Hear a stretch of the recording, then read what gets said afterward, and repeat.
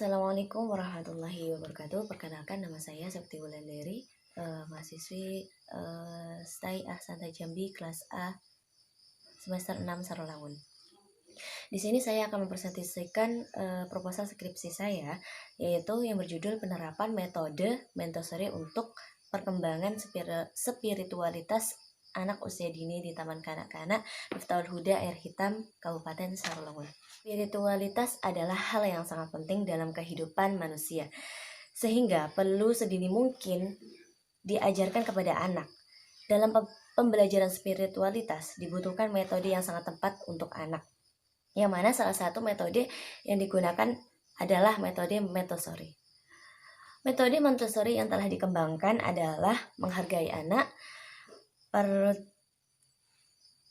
practical life, periode sensor motorik anak, kemudian mempersiapkan lingkungan dan belajar sendiri atau disebut dengan inner interact learning. Pengalaman pada anak dengan menggunakan metode ini, anak-anak dapat belajar dengan efisien dan dapat berkembang pesat dari berbagai aspek baik secara spiritual, efektif, kognitif maupun motorik. Aspek spiritualitas yang berkembang pada anak usia dini yaitu diantaranya dapat menyayangi ciptaan Tuhan, terbiasa berperilaku sopan, santun, saling menghormati, rasa empati. Kemudian penelitian ini termasuk jenis penelitian deskriptif kualitatif, yaitu dengan teknik pengumpulan datanya meliputi wawancara, kemudian observasi, angket, dan dokumen. Yang metode analisis datanya yaitu menggunakan 3 tahapan, yaitu reduksi data, penyajian data, dan penarikan kesimpulan. Di dalam metode yang ada, metode Montessori ini adalah salah satu metode yang digunakan pada taman kanak-kanak. Metode Montessori diperkenalkan oleh seorang dokter wanita yang bernama Maria Montessori. Maria Montessori ini merupakan orang dari Italia, ditugaskan menjabat sebagai perawat medis yang menangani pasien dari rumah sakit jiwa, dan di sanalah ia menemui anak-anak keterbelakangan mental yang mempunyai cara mereka sendiri untuk belajar. Hal ini merupakan sebab utama yang membuat dia atau membuat kecintaannya pada pendidikan dan anak-anak. Kedua metode itu dipengaruhi oleh pelatihan sebelumnya di bidang kedokteran dan pendidikan serta antropologi. Montessori mempunyai perbedaan dari tokoh pendidikan seperti Restu dan Pestalozzi, di mana Montessori ini menyiapkan lingkungan yang terstruktur. Kemudian pembelajarannya lebih bersifat universal dan bebas, sedangkan Restu dengan aliran romansanya yang membebaskan anak belajar pada lingkungan yang alami dan tidak terstruktur. Sedangkan Pestalozzi yaitu menekankan pada penggunaan dengan mekanisme yang terlalu formal.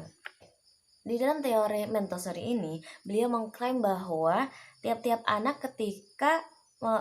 ketika lahir memiliki daya psikis, kemudian yaitu di mana dia memiliki pengajaran dalam diri yang merangsang pembelajarannya sendiri.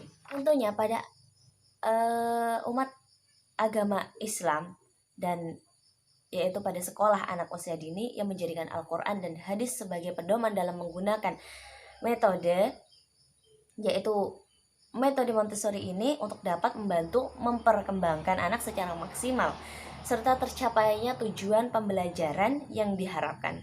Oleh sebab itu, rumusan masalah saya adalah bagaimana penerapan metode Montessori untuk perkembangan spiritualitas anak usia dini. Pandangan Montessori tentang anak yaitu dapat dipahami melalui konsep-konsep berikut. Yang pertama adalah anak mengkonstruksi sendiri perkembangan jiwanya yang disebut dengan child self-construction. Anak-anak memiliki potensi atau kekuatan dalam dirinya untuk berkembang sendiri, dan anak-anak memiliki keinginan untuk mandiri Keinginan ini muncul dalam diri anak secara spontan. Yang kedua adalah masa-masa sensitif atau sensitif period. Masa ini adalah masa yang penting bagi perkembangan anak. Ketika masa ini datang, maka anak harus segera difasilitasi dengan alat-alat pembelajaran yang mendukung potensi yang muncul dalam diri anak. Yang ketiga adalah jiwa penyerap yang disebut dengan absorbent mind.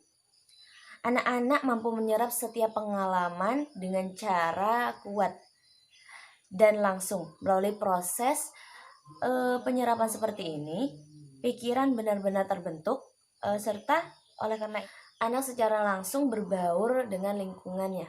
Spiritualitas sendiri merupakan nilai-nilai luhur yang selalu condong kepada sesama maupun lingkungan.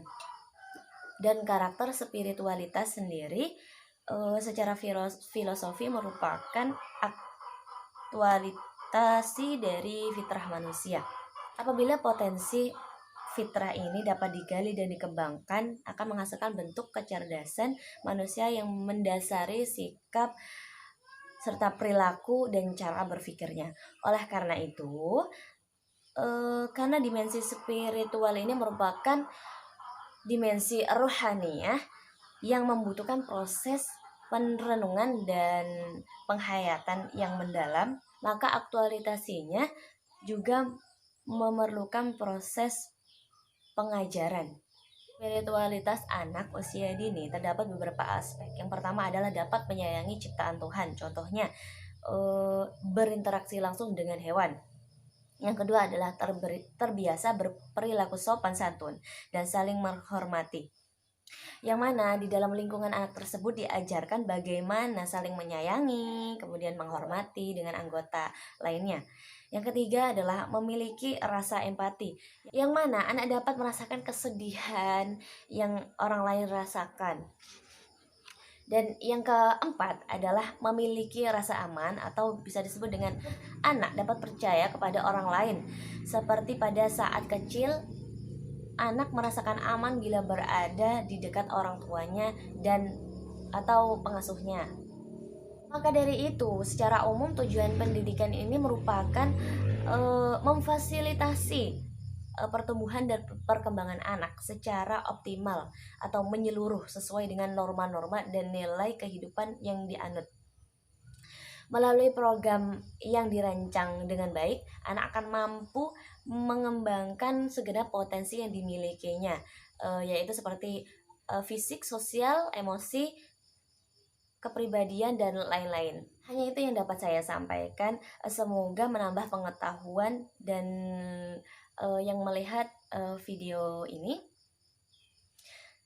Saya ucapkan terima kasih karena masih banyak kekurangan dan masih banyak yang harus saya perbaiki. Saya harap dosen pengampu mata kuliah seminar proposal ini dapat membantu saya dalam membimbing lebih baik lagi.